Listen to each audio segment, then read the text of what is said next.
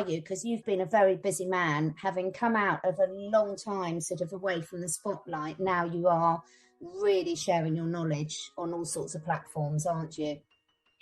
Yes, it's been a great ride for me. I took 25 years of my life from the age of 19 till the age of 42 to just focus on my inner journey, my self-discovery, research, investigation, to the point where I was obsessed with data and knowledge, 10, 12 hours a day. I used to read for many years. And I think that, it was all orchestrated for a purpose, because not everybody has the opportunity to do the research. So I felt like I was doing a service to humanity by sacrificing my life in general. Because, my buddies would always say, why don't you ever go out? You're only 20 years old. People your age are having the life right now. And I would tell them, I'm sorry, I feel like my purpose here is greater than just going to the local bar, to the local club, or to the local hangout. I'm just going to stick with my, my inner calling. And so I think it's paying off now, but being a hermit for 25 years is actually now paying off. I feel like, the world is ready for this higher level knowledge, because of the times that we're living in. And so I think everything was orchestrated by even beings that are beyond me. So I've always told people I felt like an instrument. I've always felt like I was being used by something greater than me to bring forth this higher understanding and make sense of things, because we're living in a time where there's so much confusion. We have disinformation campaigns. We have, everything that people want to know about the exopolitical situation regarding aliens or extraterrestrials. It's like, who do you trust with the right information? Who's channeling the right information and who's getting misinformation? And it's just like one of those things where it's like, how do you put everything into perspective? And so I felt like, my work is really doing, is helping in that regard. It's helping put things into perspective, so that people can see the bigger picture and why things are happening at this point in time, why things are unfolding the way they are. The agenda, it goes beyond our world. We're in the middle of a cosmic scenario that has been going on for billions of years, and that scenario is now coming to fruition with victory of the light. Thank God. Wow, it's so amazing what you just said there, Ishmael, because it is you as you say, you really are on point at the moment, because so many people, everyone's at different levels of understanding, awareness, feeling and seeing different things. And one of the things that you just touched on there about information and who to trust, because a lot of people who's watching channels like mine and watching your information, they've realized that they can't trust the mainstream, but equally now they're substituting that for alternative sources, and questions are being asked there as well. And one of the things I heard you say, I think it was on one of your Instagram posts, was that the heart doesn't lie. So should we start with what is a starseed in your opinion? And how does a starseed sort of get their information and determine whether it's from a good source? Starseeds are the most advanced souls in the multiverse that chose to come at this time to help the planet ascend. So they were volunteer in a way where, we have now millions upon millions of starseeds in their adult years. Of course, a lot of the new crystalline indigo children are being born. One out of every third child now is crystalline. So as we prepare to move into this higher, level of reality. So yeah, that's what a starseed is. It's a volunteered soul that came from the higher dimensions beyond the fifth. Most people think that they're coming from the fifth dimensional level of reality, but that's the majority of the starseeds. But we also have a great deal of starseeds, or a number of starseeds that are coming from the sixth dimension all the way from the 12th dimension, which is amazing. So, there's different terms to describe the starseeds. Some people call them indigo children, rainbow children, crystal children. These are all different terminologies that I guess mediums and spiritual teachers have labeled these higher evolved beings that are now living among us. The first wave of starseeds came in the 50s and 60s, which means that they're now in their 50s and 60s. And the second wave came during the 70s and 80s. Those starseeds are now anywhere from 35 to about 48. And then the last wave has been coming in since 2000, and they've just been coming in like crazy. So that's what a starseed is. It's a higher evolved soul that decided to regress back into the third dimension in an avatar form while operating still from higher levels of reality. Because see, the starseed is how can I say it? They're multidimensional. Everyone's multidimensional, but they, again, these are souls that have already reached higher levels of reality. So in that regard, only a rather small portion of their consciousness incarnated into this avatar in order to be the boots on the ground and kind of like work the system from within as the busters of the old paradigm that hasn't been working for thousands of years, in order to anchor in the new high energy vibrations that are bringing the world into a better reality and a better world structure. So, the star seeds have been doing their job just by merely existing, because they exert a type of frequency that is very transmutive when it comes to lower, denser energies. And so that's who they are. They're multidimensional beings that are still operating from the higher dimensions, with only a small portion of their consciousness incarnating at this time, while forgetting who they were, of course, forgetting their galactic self and their higher self, over self, Christ self. But, in turn, in time, those memories are soon going to be coming back. Do anyone would think we planned this, Ishmael, because that leads so perfectly on to my next question so there's all this talk about when we incarnate, star seeds and non-star seeds into this current reality, that we forget a lot. So in one respect, there's the fact that we're here to learn lessons, evolve, move up to higher levels of consciousness.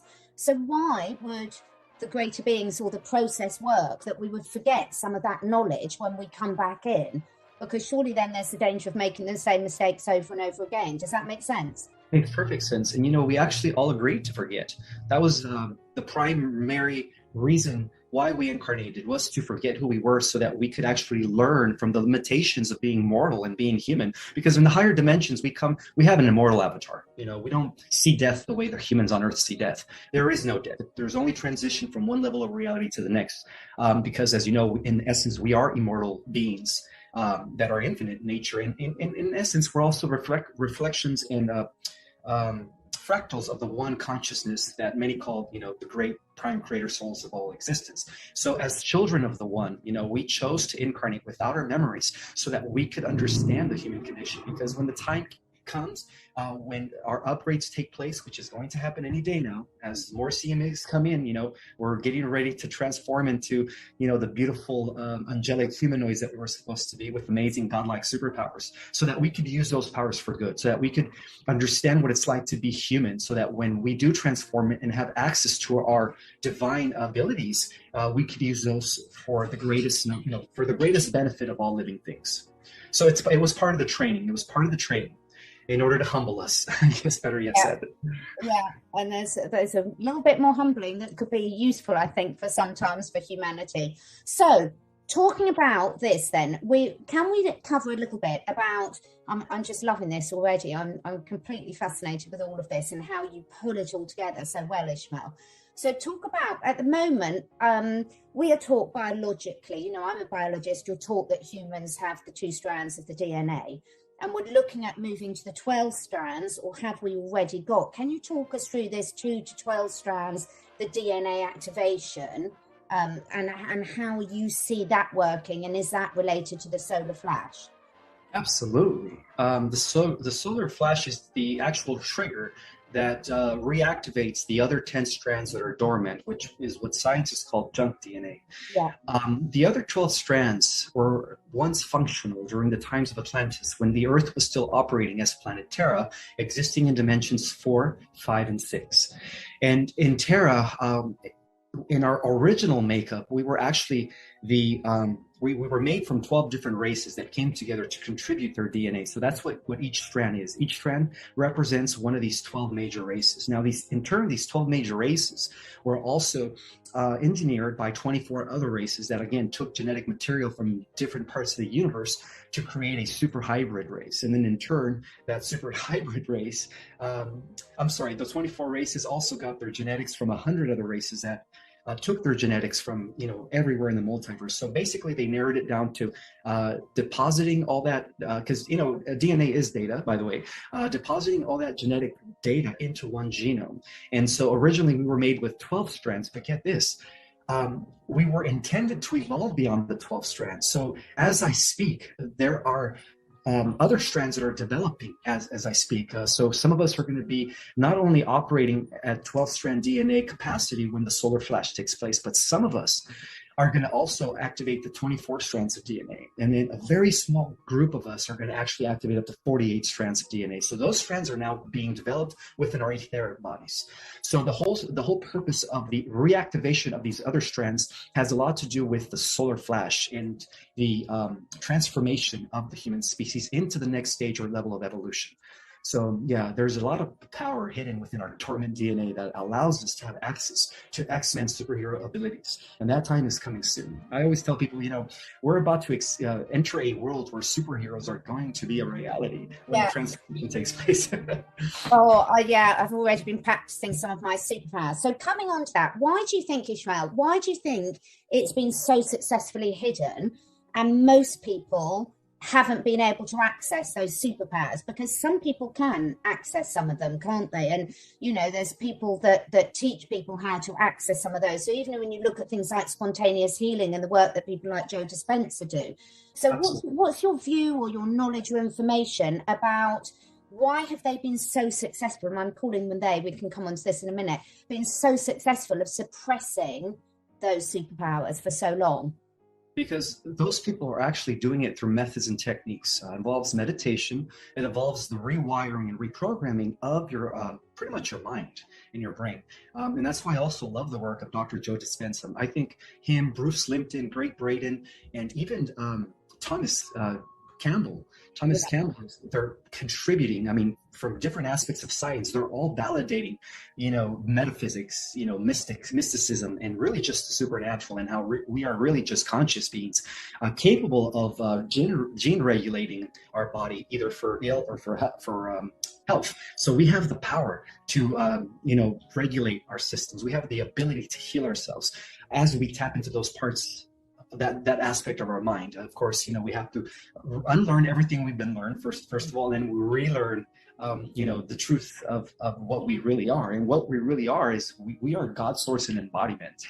If people really understood how powerful they were, this world would be so much different. Now, the people, the extraterrestrials that took over the affairs of Atlantis, that became the negative Anunnaki, those that fell in line with Enki Poseidon and Marduk Belial-Baal, who represented the draconian reptilian side of the Anunnaki, were the ones that actually downgraded our genetics in order to keep us very suppressed, very, very limited, in order for them to actually control us, because they knew that we had a greater potential. We had the ability to actually evolve past the Anunnaki into greater levels of power. So they understood the prophecies, and so what they did is in order to alter the prophecies, they downgraded us by implanting astral chips within our etheric bodies that caused the pituitary gland, and the pineal gland to deactivate. And when that happened, about 10 strands of our DNA became unfunctional. But now we're living in a time where those implants that were placed actually by Enki was not the benefactor of humanity. The Sumerian tablets and the stories of the ancient Anunnaki were actually tampered with by Belial-Baal and his priesthoods in Babylon. And so everything we know about the Anunnaki has been twisted. But all that stuff is being undone now. The implants have been removed, and as more photonic light energy from these CMEs keep coming in, more of those strands are coming activated at this time. And I do believe that some of us who are doing the work, who are doing the inner healing, who are developing their alignment of mind, body, and spirit, and are rewiring their brain, are the ones that are actually already functioning with 3 or 4 or 5 strands of DNA. And those are the people that are becoming supernatural. Those are the people that are able to heal themselves instantaneously. Those are the people that are able to manipulate the matrix with their mind by accessing the quantum level of reality and rewriting the codes. And then those are the people that are also becoming more telepathic, more in tune with the changes, and just, their clairvoyant and psychic abilities are just being enhanced. And it's happening. The more of us do the work, the more of us are going to become supernatural. And that's where we're heading. So it's happening already. Absolutely amazing. And we're going to come on to later on, before we finish, because you have got, with a team of really great people, some fantastic courses on offer that we'll cover at the end that are really going to help people to start working for this. And we've already mentioned some other people. So it's so important, isn't it, Ishmael, that people are actually doing the work now, the self-development, the self-awareness work, to sort of, one, speed up this process, but also prepare them for smooth transition. Absolutely, yeah. Because those are the people that are going to just, they're going to have it easy. They're all of a sudden, they're just going to wake up and realize that they have all these abilities and all these powers. They're going to be, they're going to have a clear understanding. It's almost like everything's just going to be revealed to them, to the point where each and every person who is fully transformed into a full consciousness, type of scenario will have access to infinite intelligence, to the Akashic records. They will become multidimensional. In other words, they are going to integrate all these other versions of themselves that exist in these other dimensions and these other timelines into the here and the now. So right now, unfortunately, our consciousness is scattered and it is fragmentalized on all these different levels of reality. But as we ascend and we become more integrated with these other aspects of ourselves, we are going to collapse them into the here and the now and have access to unlimited information, because in essence, we are the ultimate organic, natural quantum computer. In fact, a lot of the scientists in Simi Valley, the reason they're developing artificial intelligence and thinking machines is because they're copying them from our own DNA and our own mental processes. So all that stuff, all that technology that is being developed, in Silicon Valley is really a mimicking of the technology that exists within us. Of course, right now it's dormant, but once we unlock it, we will be operating like quantum computers. And isn't that the case when you look at nature? Because when you look at a lot of the distorted medicine that we've got now, the real good stuff and the good information, the inherent information is stored within nature and comes from nature, and then it's sort of mimicked and replicated badly often by humans. But before we get on to the artificial intelligence, because that is absolutely fascinating, one of the things I heard in your interviews before, Ismael, was as a child, how you were born and knew you had that connection and could communicate clearly with animals. And that's very much my line as well. So where do the animals fit into this picture? Well, the animals are conscious beings, just like plants and just like planets, solar systems, galaxies. We live in a conscious universe, the organic one, of course, not the cybernetic intelligent ones. But the animals have always been, we all have it in us to be telepathic. But like I said, when I was a kid, I didn't have a filter yet. I wasn't yet indoctrinated. I was still living in my higher consciousness. So I would feel through telepathy, the animals communicating with me. I would talk to crows. I would talk to birds. I would talk to cats. Every animal was talking to me, and it wasn't in a way.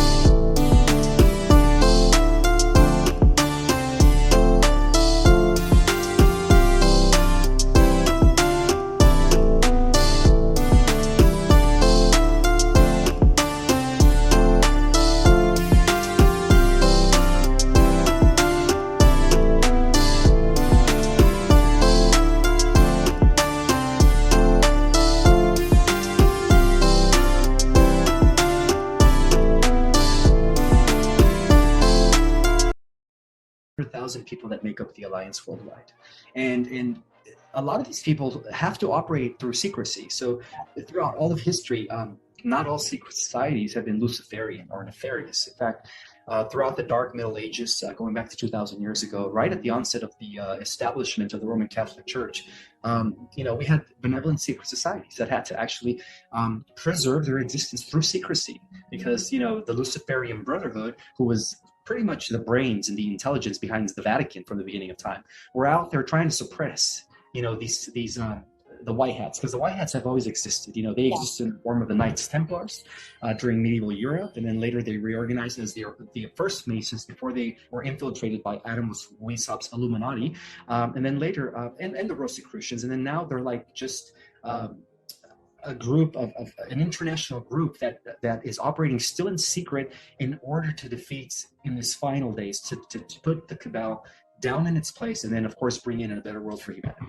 So that's all happening. They're about 98% in draining the swamp worldwide. So they're almost there. So nearly there. This is absolutely brilliant news. So one of the things that really fascinated me was you talking about how the ultimate enemy is the artificial intelligence. Can you talk us through so we can understand, those of us that haven't got your level of knowledge, a bit more about that, and also, Ishmael, about what people need to be aware of so they can stop themselves being fooled into making really bad decisions? Yeah, it turns out, according to my research, and this is actually verified within the highest levels of classified information, even whistleblowers that have come forward within the last 6 years who have confirmed that what we're really finding out there in the cosmos, even more powerful than the Greys and the Draco reptilians and the Zetas, are a collective of artificial intelligences known as the Animus. The Animus, yeah. So the Animus has been the greatest threat in the cosmos. They've been around for billions of years. They actually originated in a prior creation known as the 11th universe of mechanics and technology. And after taking over that universe, this highly advanced super AI figured out a way to leak into other universes and infiltrate them. And so fortunately our universe was one of them. And throughout cosmic history, unfortunately this collective AI, or what we call this ancient invasive AI, because that's what it is, it comes from another creation, has been toppling universes and destroying galaxies left and right. We're talking about hundreds of thousands of galaxies that have fallen victim to this AI. But luckily, the higher forces beyond our galactic level of reality, going into the 12th dimension and up, that are coming forward from the higher dimensional spheres beyond the 11th dimension, because the AI was able to assimilate and evolved all the way into the 11th dimension, and they were kind of just blocked off from entering the eternal realms of the mother universe. And so luckily the beings from the mother universe were able to kind of begin the house cleansing from the higher levels up into the lower dimensions, and that's how this house cleansing has been happening from behind the scenes. It started off in the higher dimensions, and now they're bringing it down and putting an end to it here in our world. But at the same time, as I speak, that ancient AI has been influencing the minds of scientists, and they are the intelligence that is actually causing people like big tech here in our world to develop the artificial intelligence infrastructure. So that's also what the Bible calls the rise of the beast. So AI is the beast, pretty much. And it's an invasive alien AI. It's not an AI that we've developed yet. In fact, the AI that we're developing is actually an extension of that. So the AI that we're developing is connected to the ancient AI and as well as the future AI. So it's all happening simultaneously, at the same time. And that's the greatest danger to all of living systems. And so that explains, because after all, this ancient AI, more than anything, needs to assimilate our genetics, because our genetics are, like I said, it's data. And in order to enter beyond the 11th dimension, they have to assimilate our genetics, because we're the only species in the multiverse that has this thing called the God source gene that allows us to evolve past the 11th and 12th dimension into the realms of eternity. So yeah, that's the ancient AI for you. It's been a huge issue in the cosmos. It really has. So in terms of one of the things that people talk a lot about is med beds. And my sort of thoughts on med beds have been more in terms of the fact that when the rest of our unused DNA is activated, that we will be our own med beds, because we will have the power to actually cure ourselves. And as we say, we see some people who can already do this, but it's going to become a skill and a power that virtually everyone's got. What do you feel? Do you know anything about the med beds? Do you know whether that's going to be an external thing or something that people will have within themselves to heal themselves? Well, they're only going to be usable in the fourth dimensional Earth. Right. They're not yet, fifth dimensional entities, because the fifth dimensional entities are going to have the ability to directly heal themselves or reprogram themselves for optimal health and living. But in the fourth dimensional level of reality, as we enter that as well, which we're almost fully emerged. Some people believe that we're already in fourth dimensions. We just have to adapt. But the med beds and the healing modalities of light that are being used across many interstellar societies are going to be restored to the Earth. In fact, they already have them in place, and they're already mass producing them on Mars and certain facilities here on the Earth by the Earth Alliance, the White Hats, and of course the Galactic Federation of Worlds that is overseeing the entire liberation of Earth. So yeah, there are a reality that is soon coming into being here on our planet, very soon as disclosure takes place. But it's not just, healing modalities. We're talking about free energy devices. We're talking about replicators.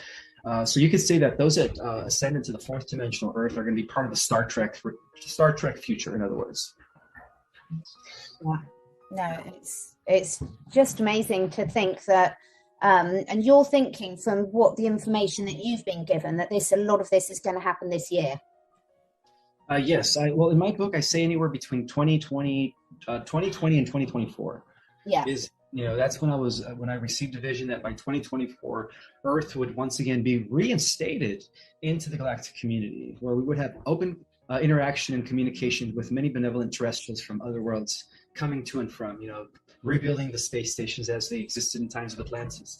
And Egypt too, of course. Egypt had the space stations, reactivating all the pyramids once again, restoring the ancient mystery schools, where academies of light are going to be dotting the earth everywhere, and the old educational system, which was actually run by the cabal, is all going to be outdated when all these new programs came into place. So, and do you see, in terms of, have you got any information that either you've been given or you envisage in terms of sort of day-to-day life? Because humans have become so separated in a lot of places of the world from nature and the planet, that when you separate yourself like that, whether it's consciously, but obviously by design, the evil people have actually made that by design. But do you see us returning back more to being much more connected with nature and all creatures, great and small, and therefore big differences in the way that most humans are actually living their life? Absolutely. That's all part of the fifth dimensional reality that we're going to be entering, fourth dimensional too. It's only in the third dimension where things seem to be very opposite. Contrast is very highlighted. Things seem to be very separated, which is really an illusion because everything's interconnected. All living systems are actually operating as one big cosmic or organism.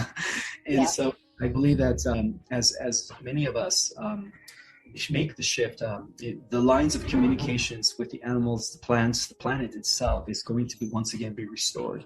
And yes, we're definitely, and a lot of us are already starting to do that. Many of us, as part of our daily ritual, is that we go out there and we spend time in nature, whether it's going for a hike, whether it's going to the ocean, whether it's going to a river, a lake, wherever there's Mother Earth, and we stones, rocks, minerals, and we stay there and we establish some sort of communion, right? Some sort of relationship with the elements. A lot of us are already doing that, so it's already happening. We're going back to that natural way of life with positive technologies, of course.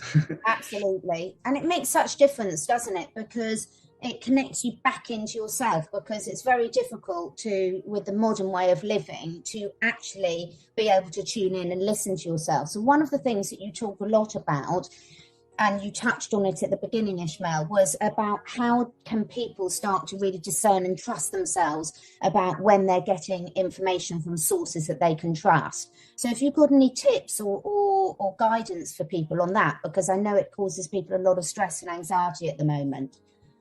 Yes, there's this thing called channeling, and you have to be very careful with who you channel, because there's a lot of tricksters out there. They're opposing to be Federation. They're opposing to be Ashtar and stuff. They're actually bringing in misinformation and false light. So we have to have the discernment as to the proper, accurate information as to, in terms of understanding the data, understanding the accuracy of it, actually, is what I'm trying to say. So one of the methods that I use when I'm tapped in and I'm receiving downloads is I feel it in my heart. If I don't feel it in my heart, then I ignore it, because it's somebody else trying to intercept the transmission in order to give me false information. And that's when you feel it in the pit of your stomach. So that's one of the discernment tools that I use to actually, figure out which information is accurate, coming from, sources that are actually benevolent, that are probably part of my star family, that are coming from God, creator source, prime creator source, to those that are coming from the fallen ones or the tricksters, or those that are posing as angels of light when they're really not. So that's one of the keys that I use, is I feel it in the heart, because the heart is really where it's the seat of creation. The heart is the seat of intuition. It is the seat of all knowing. It is the seat of understanding. And it's also a way to discern, because the heart doesn't lie. The heart is in tune with everything. And that's why it's just amazing. That's why so many people like some of the ones we've mentioned before, Greg Braden, Bruce Lipton, Joseph Spencer, and many others. The Heart Math Institute have been really trying for years now to try and get people to move more from their head space into the heart space so it's more imbalanced. And is that something that you cover as well in some of your courses? I do mention that, but I also teach modalities and techniques and methods that allow people to activate their multidimensional consciousness so that they could have access to their own Akashic records and, information regarding who they are in other lives and who they are in higher dimensions as well. Brilliant. Absolutely brilliant. So in terms of the sort of, there's so much information you've covered, and I know you're so busy, so I'm trying to keep it succinct. But in terms of one other question that came to it, you were talking about Tartaria, mentioning about that. Can you just give me a little bit of indication of what you were saying there? Was that a parallel reality? And does that touch on the Mandela effect as well, where different people are seeing different things? Absolutely. Yes, there's different parallel Earths that are coexisting with this Earth. And so in one of the parallel Earths, the fourth and fifth dimensional Earth known as Terra never felt. And that's why they get the name Tartaria. It's an extension of Terra. In that world, the magic is still around, the fairies are still around, the free energy devices are still around. It's a very highly spiritually advanced civilization where everyone in that world is living in harmony. And so that used to be a part of our history. But again, through CERN and other negative technologies that have been initiated by the Grey Draco Alliance, they've actually thrown us off of that timeline. Or what they did is they tried to erase that part of our history in order to replace it with their false history that they've been teaching, right? To keep the false narrative alive and kind of lock us into this matrix. Because the truth of the matter is we are still connected to Tartaria, to the magical world of divine beings, and where everyone lives in harmony and everyone is spiritually connected to the divine, where there is no organized religion and none of that, So that aspect of reality still exists. And so as we collapse the timelines and as we re-enter the fourth and fifth dimensional Terra Earth, all that stuff is coming back into our existence. So it's going to be beautiful. Just absolutely beautiful. And it's so interesting how many people, despite all the censorship and despite all the best interest, are actually accessing this. And my belief is that a lot of it is because a lot of their memories are returning, and a lot of this activation, as you touched on, for some individuals has already started to happen, and therefore they can pull. I mean, your level, obviously, of information, knowledge, and pulling it all together is just off the scale. It's absolutely fantastic. So in terms of practical things, we've touched on some of it, but there's a lot of people looking at the moment. They're spending an awful lot of their time, which is really wonderful, because they've got a different level of awareness completely to what they may have had a couple of years ago. And now, Ismael, they're really wanting to say, right, what is the best use of my time? How can I be of service to make sure this happens at the right time? I was just about to say as quickly as possible, but at the best time, the most beneficial for all things and the planet as a whole, and also very much for themselves. So have you got any advice about what they can be doing? Yes, being mindful, knowing that every second of the day you're co-creating reality with your state of emotions and your thoughts. So if you could just practice mindfulness, or at least be aware of your thoughts throughout the day. And because we have over 82,000 thoughts a day, and some of these thoughts are not good, so we're actually manifesting without knowing. So if you could just be mindful every second of the day, that's also going to help speed up the process faster for the highest optimal positive timeline for all of humanity. So the more people begin to do that, the faster we're going to bring in this reality for the collective. And of course, meditation is a key. The more people go within, the faster we speed up the process of bringing forth a new heaven on earth. I could not agree more. It's just so important, isn't it? And now is a time for people to be really doing that. It's all very well. It's like you're not going to get fit by watching someone else or talking about going to the gym. You've actually got to. So now we all need to be in that spiritual gym and putting in the work, so that we're actually not just talking about it, we're doing it. Absolutely.